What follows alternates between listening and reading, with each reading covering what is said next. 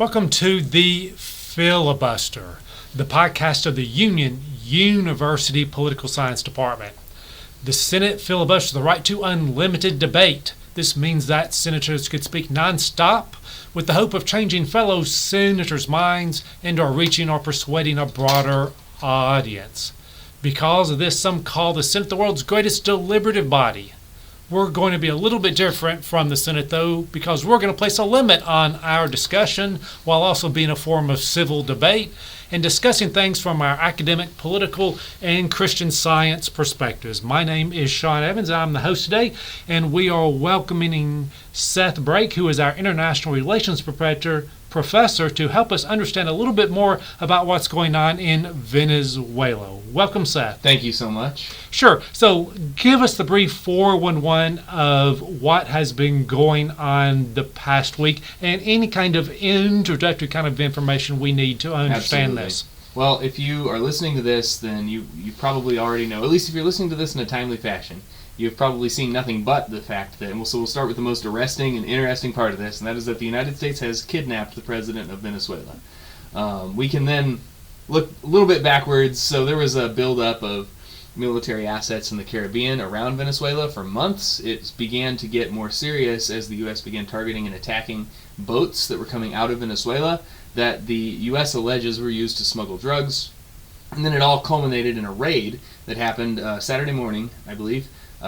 See, the time's blurring together now. Yes. But our early Saturday morning, around midnight, was when it started. The United States did a 4-hour attack on Venezuela that included ground troops, so it is a small invasion, where the United States bombed several targets, mostly anti-air positions. Well, actually, before it all started, the power to Caracas, the capital city, was turned off, including whatever was making the some of their equipment and radars operate, the things that you would use to target aircraft. So their anti-aircraft capability was somehow deactivated in a cyber attack, and then multiple sites were hit with strikes, and then a group of Army Special Forces soldiers entered Venezuela, entered the president's compound, abducted the president, and took him back to New York to stand trial.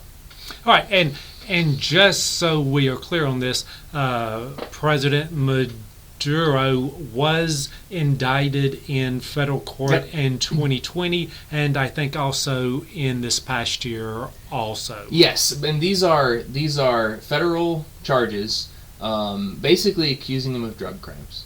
And maybe that's the best place to start here, because what's most interesting about this is who you would normally identify as a foreign head of state, right? But we are handling this as a domestic legal issue. Okay, so when I think of this, the closest comparison I have is when George H.W. Bush invaded Panama to extradite, I'm putting those in air quotes since you can't hear me, Manuel Noriega to Florida to stand trial for drug crimes. Is this the same thing then? The main difference is just the scale of what it represents. I mean, Venezuela has been a sovereign state, an important one with international allies and networks and all that. It's one that the U.S. could not touch for the longest time, and we have been trying. We have had sanctions against Venezuela. We have had pressure for years, and things have just been getting worse and worse for that relationship. And what's so dramatic about this is that just overnight there is a important foreign leader who's just gone. And so, yes, I mean, legally there's some comparison. In terms of scale, this is really something new. Okay, so let's talk about this. Is this legal? According to who, right? I mean, yeah, we are members of the United Nations. We're not supposed to invade other UN members. So in the most basic sense, in that it is foreign, it did involve a small invasion. That is illegal under international law. But under domestic law, things are a lot more complicated because we did not pursue this as a matter of foreign policy. As far as I know, Trump has not yet invoked the War Powers Act. This is not a... But then even if we look at the War Powers Act, all you have to do is inform within 48 hours, and then Congress is supposed to vote if it's ongoing after, is it 60 days? 60 days, yeah. In which case it's moot. Right. So, we could go that direction, but the Trump administration has been at pains to be clear that this is a domestic political legal issue, and we consider this domestic law enforcement. domestic law enforcement in another nation. That's right. Now, he was arrested in another nation, but he's being brought here. He was read his rights. He has now attorneys representing him in court. He is not a prisoner of war in the eyes of the United States, although he considers himself to be a prisoner of war, and that was his opening statement in court. He said, "I consider myself to be a prisoner of war here, not someone charged with a crime." So, yeah. Well, that's not going to work too well for him, more likely than not, in a U.S. court No, but process. he's in a confusing situation. I mean, one moment you are the president of a powerful country in South America, and the next moment you're in court in New York. This is unusual. It is unusual for that. So, Yeah. does this potentially set good or bad precedents going in and seizing a foreign leader? This is an area where I'm not sure precedent even matters as a framework anymore. We're in new uncharted waters, and I don't even know what the precedent for this would be. The precedent is that the United States might be able to sometimes get you. The only precedent that matters here, I think, is incapability. In that the United States was able to extract him so quickly and so effectively without losing any soldiers. It's a demonstration of strength. This is something that I'm not sure anyone thought that the United States was even capable of before this. Well, okay, what do you mean we're not capable of? We do have the best military in the world. And that was on display. So capabilities would not be an issue. Do you mean something else by capabilities? No, I mean actual capabilities. The fact that this was done without any casualties. Any American casualties. That's true. There were something like 70 people killed 75 on the Cuban. side. Yeah. 32 Cubans, I think. Close to 32 Cubans, okay. And that gets into another issue we can discuss, because the international involvement in different actors there is a really complicated web. But I think the speed at which it happened and the untouchability of the U.S. forces, I think, is something that we did not expect was possible. Actually, I do think this was a paradigm shift. Okay, so we're looking at this as a law enforcement action. Do we think this is going to actually reduce the amount of drugs coming into the U.S.? So this is where things get complicated, because the actual justifications for the abduction of Maduro under the drug dealing charges is kind of flimsy. I mean, yes, there were drugs coming out of Venezuela, but the idea that there was this cartel called the Cartel of the Suns, and that he was the head of it. We don't actually have that much information about that, and I'm not sure what evidence is going to be presented in court there. So, in terms of the drug issue, it's probably not going to have much of an effect on anything, but I don't think that's the actual purpose of what happened here. And this is where maybe I'm going to break with what the Trump administration says. Well, yeah. I mean, but what is the purpose? I know that Secretary Hegseth, I won't use his crude explanation for it, but he said, mess with us and find out what happens. Yes. A major rival of the U.S. and the Americas has just been removed from office in a very dramatic way. The message is heard loud and clear throughout Latin America that opponents of the United States are in a unique kind of danger right now. But it's not just in Latin America. That's the message that's heard in Latin America, and we can talk about it. It has very different audiences in different parts of the world. So in Latin America, it's you're in the U.S.'s backyard and you need to comply. But internationally, we're now going more directly against the sanction evasion network that exists than we have ever done before. This is a very dramatic form of sanctions enforcement that we're doing here as well. Okay, so let's take these in turn. Let's first talk about from the Latin American perspective. Sure. I think from a lot of Latin American countries, what they're probably seeing with this is colonialism redux. Yeah, I mean if you want to put it in the terms that the Trump administration is using, they've rehabilitated and reactivated the Donroe Doctrine. They are very actively making the case that countries that are aligned with U.S. enemies in Latin America are going to face extreme and direct pressure from the U.S. government in ways that we haven't done before. In the National Security Priorities document that the government put out a couple months ago, they called this the Trump corollary to the Donroe Doctrine, but now Trump has taken his own phrasing on it, and he's calling it the Donroe Doctrine, which is just this idea that we are going to be extremely active and intrusive in Latin America when countries are opposed to us. Oh, okay, so why isn't this colonialism in the sense of Well, it might be. I mean, he's talking about all of the oil yes. that we're going to get from Venezuela, sell it, and then distribute it as we see fit. Well, this is the part that gets weird as well, because we are getting different messages are being given to different constituencies. So I think J.D. Vance was on TV yesterday being interviewed, and he was asked, why are we going to Venezuela? And he basically said, because we want to take their stuff, is what he told his Fox News audience. Well, that's also what Trump has been saying on social media and on but you'll note that we don't currently interviews. have any of their stuff. We have one guy. And then we have been putting pressure on the government to sell their oil on the international market instead of the black market. And then I believe the current proposals that are being thrown around, and again, this is going to change by the day, right? But the current proposals are that this oil will be sold and then the proceeds will be held and then given to the Venezuelan people back when they have a legitimate government or something like that. Okay, well, the stuff that I've read implies that it will be sold, it will be put into an account, and that Trump will decide how it is spent. Well, and that's the more realistic part. On behalf of the Venezuelan people. And this is how the U.S. conducts regime change. I mean, we hold the money until we like the government, right? This is not, they're using an old playbook here. Like, this is how we've approached Iran and some other sanction seizure type stuff. And these aren't new tools, but what's new is the level of discretion that Trump wants to have over it, and also the way that it's being sold. I think that the Trump base is made up of people who are very skeptical of regime change. They're very skeptical of foreign intervention, things like that. And so the administration has to be very careful how they sell this to their base, because but Trump is the non-regime change, non-interventionist guy. He needs to be able to communicate that this regime change is different, and so this time we're just doing it to steal stuff. That's his messaging. And that's going to be something different, because, I mean, look back to what was going on with the Gulf War. Opponents said, we want Iraq's oil. So it's the same thing then. Well, it's a little bit different now. It's the opposite. Well, in the past, it's the same reasoning. It's a funhouse mirror. Well, that's one way of looking at it. In the past, we might have wanted to steal the resources and lied about it. Now we don't want to steal the resources, but we're lying to say that we do.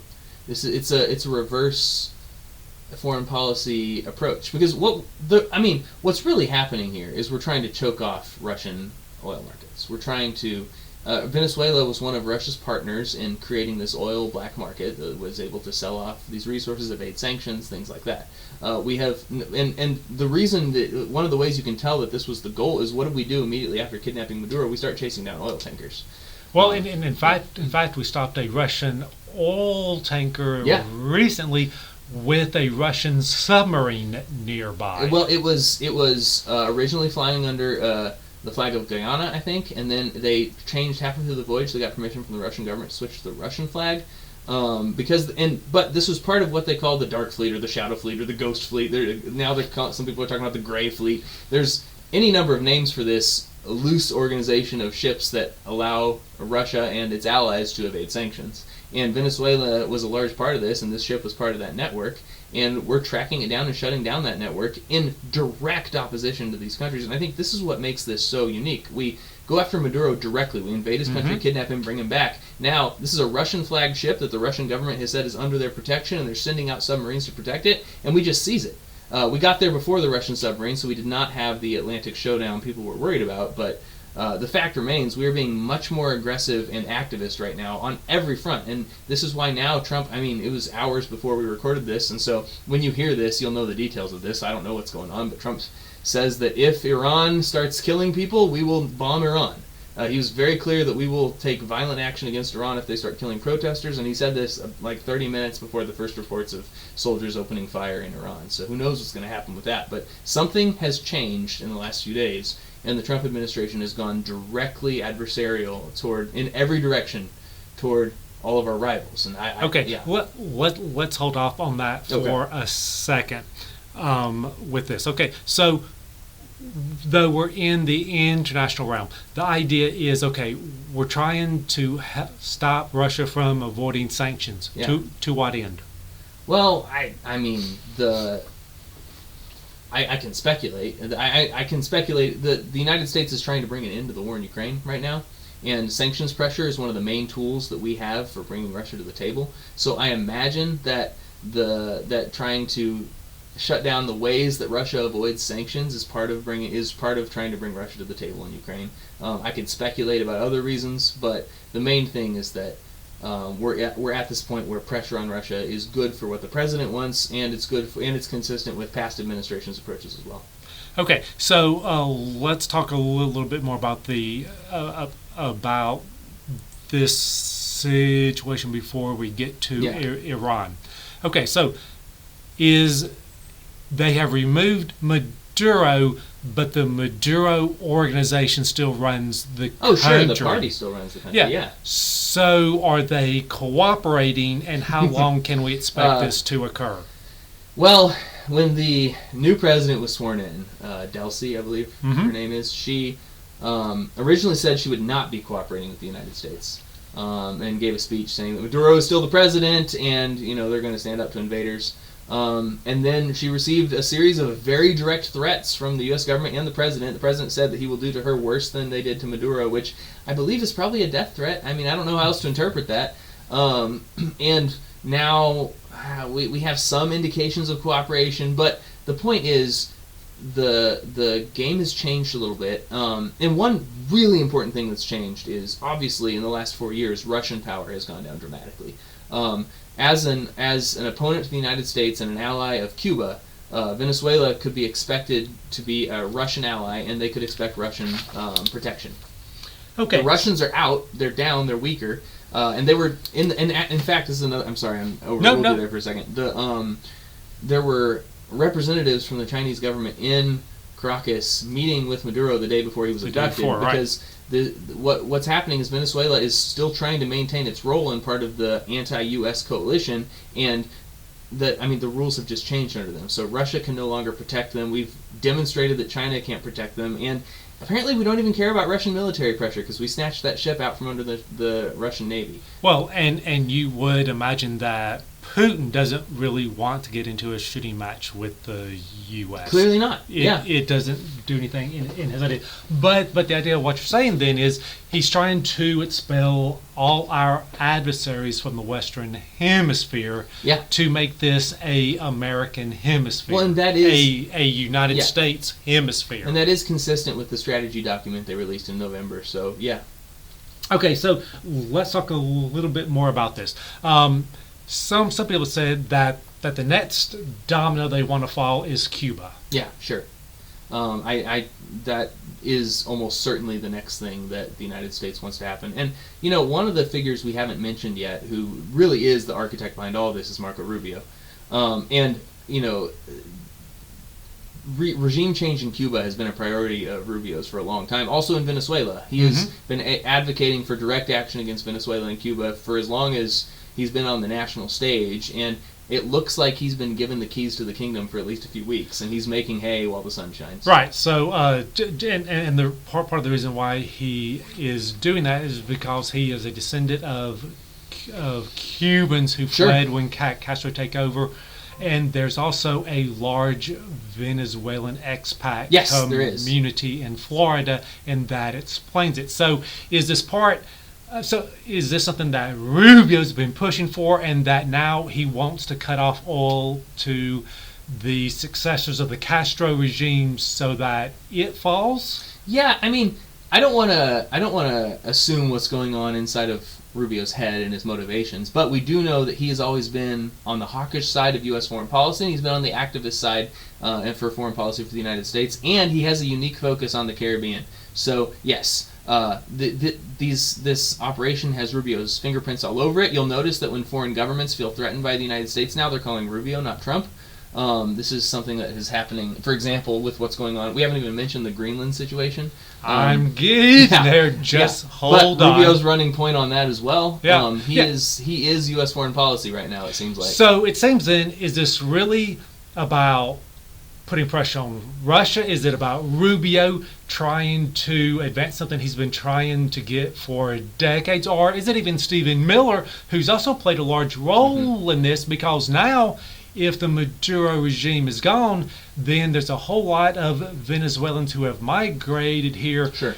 where their asylum issue is no longer real, in which case Yeah. that could lead him to support the deportation of more people out of the country, because that's been his big hobby horse for about the past 20 years. In terms of Miller, I don't think the political realities in any of these countries are keeping him from advocating for deporting people. So, No. Legally, Yeah. Oh, sure. if the Yeah. Maduro regime is out, Yeah. and the new regime is cooperative, that and in the fact that they've also released a bunch of political prisoners kind of undermines the asylum argument, Yeah. which makes it easier legally for the deportations to occur. That was mentioned in the strategy document, that they see political instability in Latin America as part of the cause of our current immigration problems. So if we could just get those countries more stable, we wouldn't have as many asylum seekers, things like that. So there is something to that. I'm not discounting it, but I don't think that Miller is calling the shots in U.S. foreign policy right now.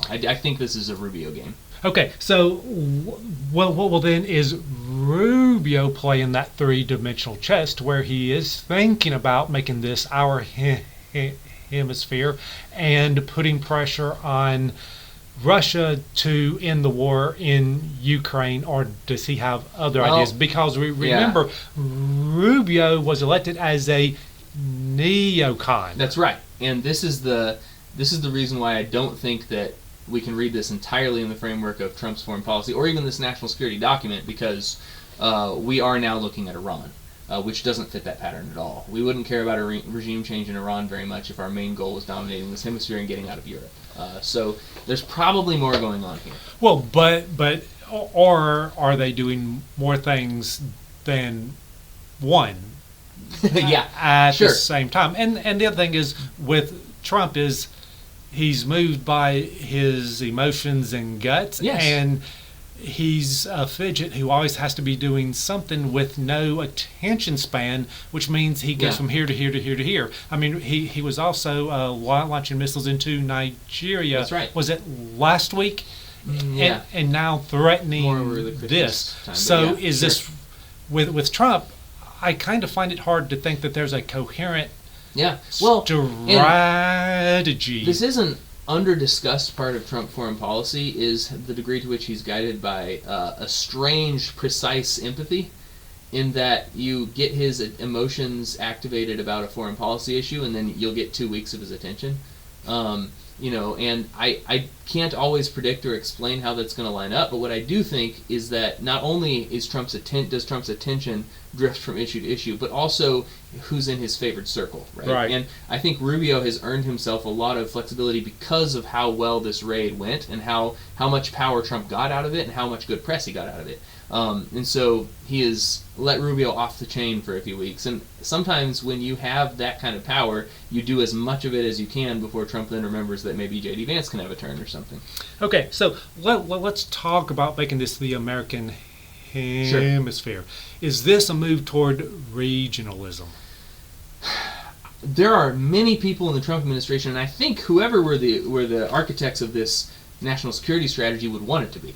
But, yeah, I mean, yeah. I think that was written by the Assistant Secretary of Defense for Policy. I'm blanking on his name. Yeah, right now. Yeah, I mean, I don't recall off the top of my head either.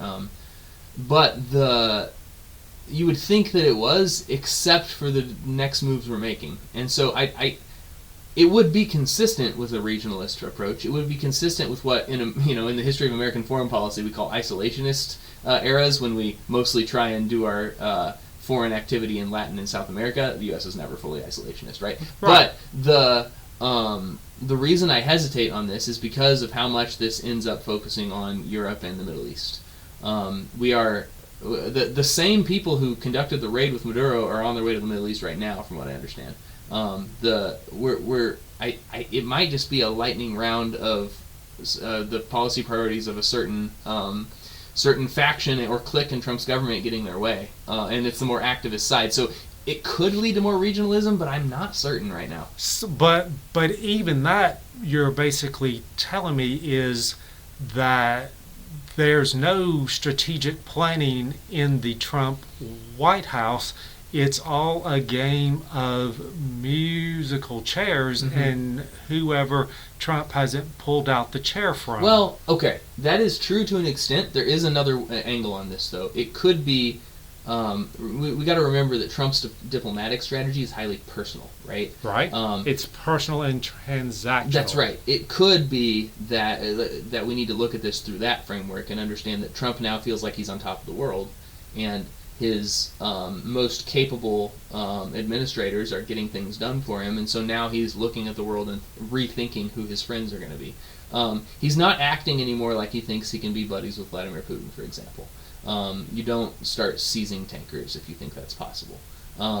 He is acting like he is going to get a new set of friends out of this because he has impressed everyone with how well he abducted Maduro, and it could be that he's just reshuffling his international friends list as well.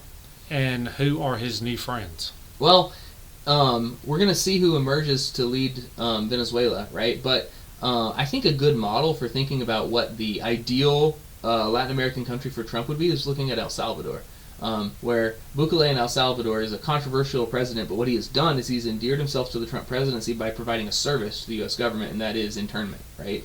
They have these large prisons, and those prisons can house deportees, right? It's like people who are deported from the United States can be thrown into El Salvadorian prison, and they'll take them. So what El Salvador has done is a personal relationship between the president of El Salvador and the president of the United States has provided the U.S. with a convenient way to deport people who we don't have anywhere else to send them. And I think that's the type of thing that Latin American countries who want to get on Trump's good list are going to start doing. So right now, Venezuela might become a place that offers the U.S. system oil with which they can buy other things like, say, Greenland. So basically then what you're saying is if you do what Trump wants, you can oppress the heck out of your country. Yeah, well, it is true that Trump doesn't really care that much about democracy, right? He is or human rights as far as that goes.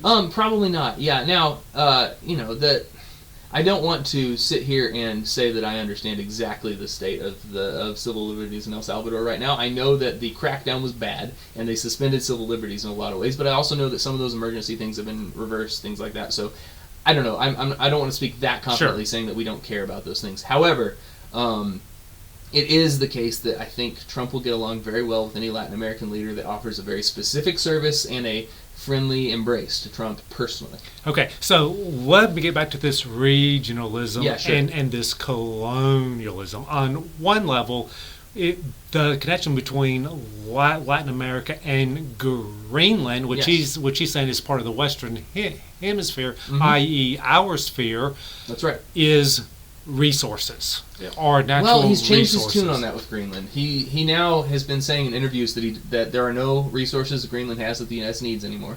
He says we have better resources than the continental United States. He said this very specifically, saying we have no need for Greenland's resources. We very specifically need them for their proximity to Russia and for some monitoring stations or something like that. He's trying to emphasize national security reasons. Part of that is because for legal reasons it allows him more leeway to operate, but also I think he thinks that this could actually happen now, that he could acquire Greenland, and he's being very precise and careful with his language because he needs to package this in a way that's not going to make Denmark pull the fire alarm. Now, that's not working. They are pulling the fire alarm, right? But this is I think he's dropped off the resource language for Greenland for that reason.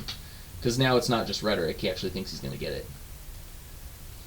I've seen no movement that he's going to get it, though. I think we're in a different world after the Maduro abduction, and I think we're in a world where Trump now thinks he can get it, and he's... did you notice who he dispatched to go negotiate for Greenland? He's sending Marco Rubio. He thinks this is his guy who gets stuff done. This guy got him Maduro, maybe this guy will get him Greenland. But you can only make a deal if the other side wants to deal. Mm-hmm. And the simple fact is Denmark doesn't want to deal, and he's getting a lot of pressure from even Republicans in Congress that you can't seize Greenland. And this is why his lower level officials have been correcting him, not actually correcting him, but every time the idea comes out of seizing it, they say, well, actually we're planning to buy it. And this is because... But there's no indication Denmark will sell. And there's no indication I want to be careful. Greenland wants to become part of I want to the be careful how I phrase this, because I'm not advocating for this. I'm not defending this. I'm not saying Trump's right. But I think the perspective of the administration is that after the Maduro incident, we are in a different political reality, and that that there is a wider range of options on the table. I think that he feels respected, he feels feared, and he thinks he's going to get something new. Okay, I can see that, but I'm not sure one action is a world-altering event. And so I think in that, and maybe I'm mistaken in this, but I don't really think how seizing one small dictator has changed global politics in a measurable way for the long term. Well, it may be that you're right about the facts, but I'm talking about the perception of the Trump administration, and I do think they're acting like something's different.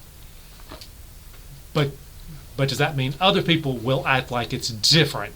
We will find out. We will find out. Okay. Well, we've talked about the regionalism idea. Another idea that maybe China and Russia are saying, hey, we're moving toward a great powers world where powers have spheres of influence. Yeah, so this is the world that Russia wants, right? This is the world they've been trying to create with blood in Ukraine. A world where there is an area that they can do whatever they want and the rest of the world can do whatever they want. And there was a lot of fear when this Maduro incident first happened that this might be Trump kind of de facto accepting that reality by saying, okay, we'll beat up our friends, you beat up your friends, whatever. But, again, the immediate turn has been scaling up and challenging. So I'm not sure that that's what's happening anymore. It did look for a second like we were going in that direction, but I think that we see an emboldened Trump who now wants victories over all of his enemies, including those in Russia. That's what it looks like to me right now. And again, it's this confrontation over the tanker that really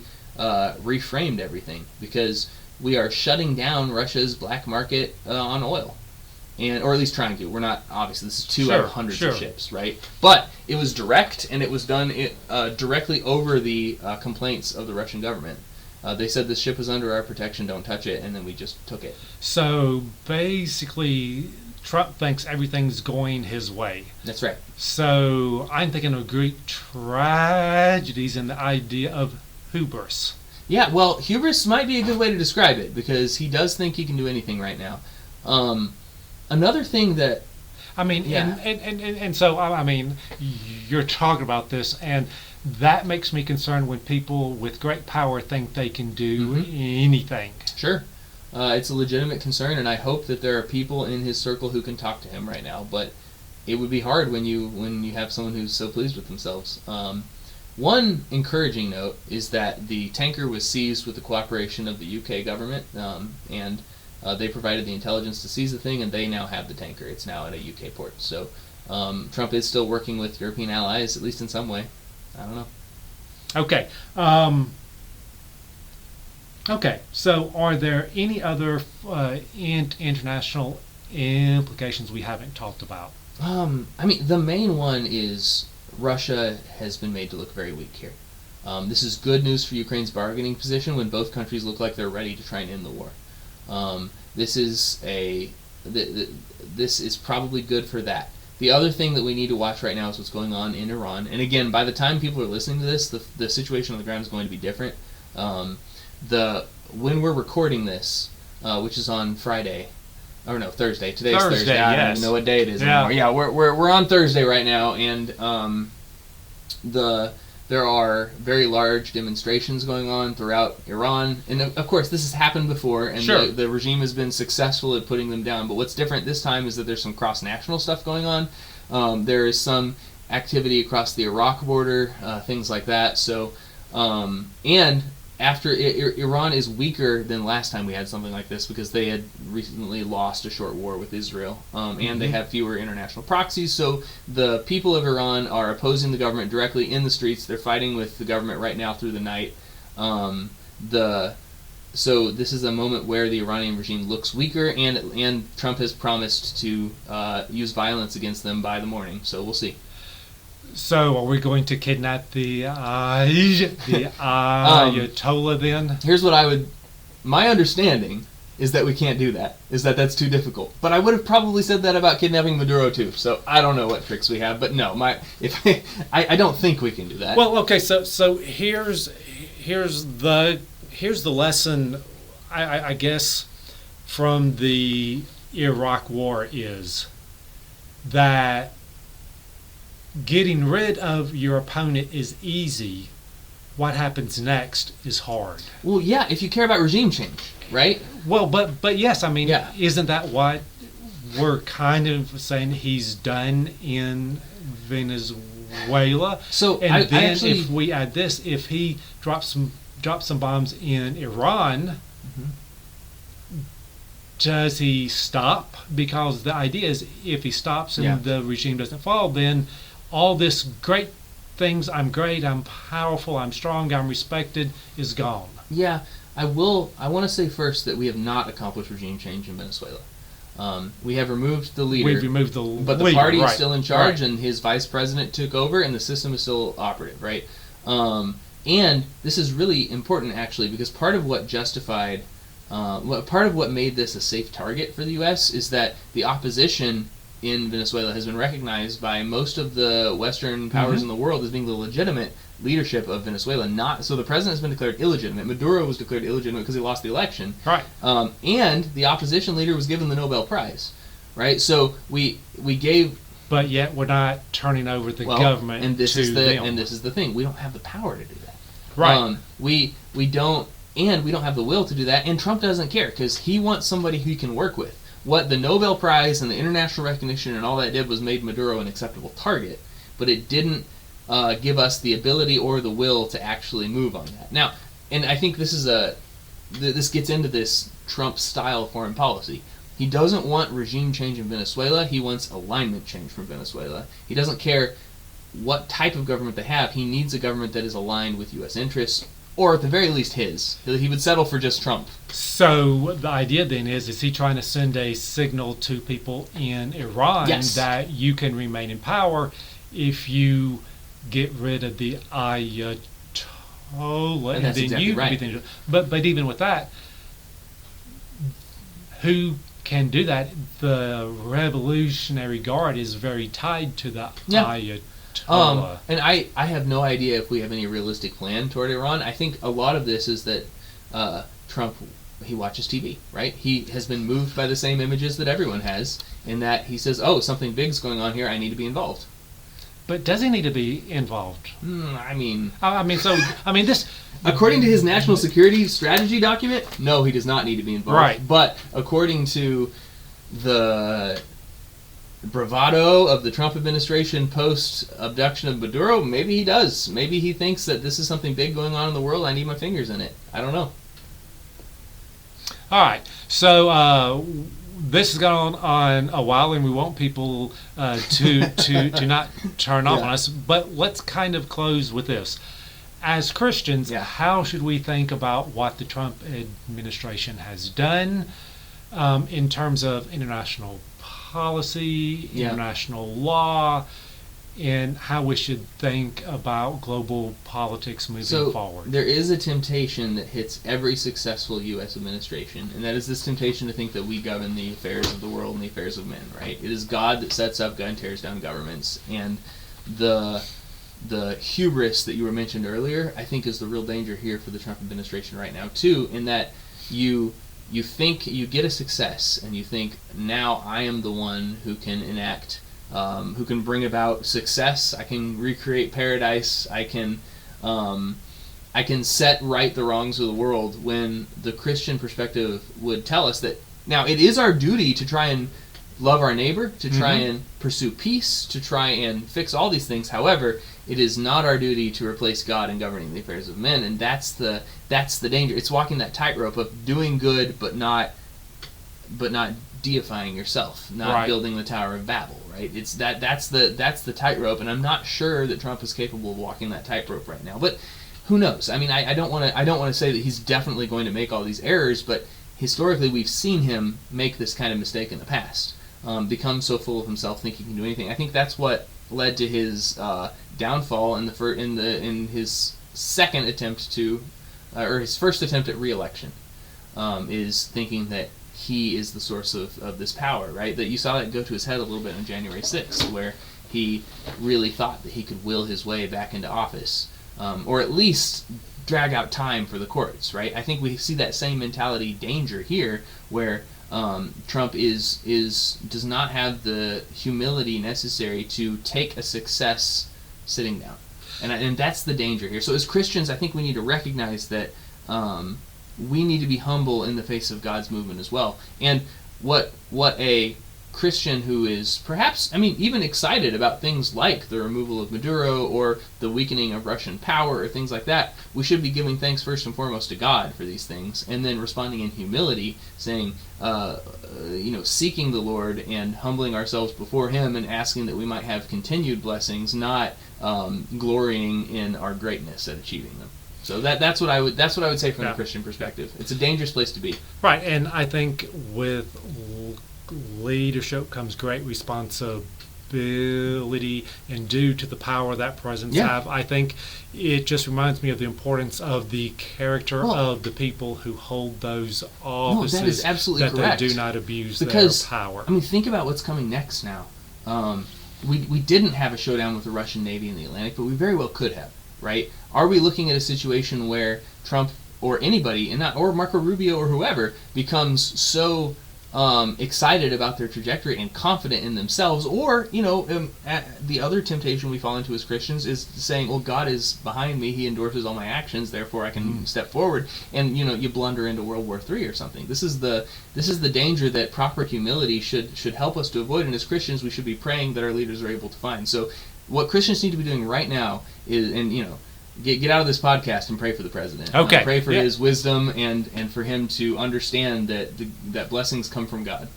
All right. Any final thoughts? I don't think I can top that. Okay. All right. Well, with that, then I will thank you for giving us your insights on Venezuela, and I yield back the balance of my time.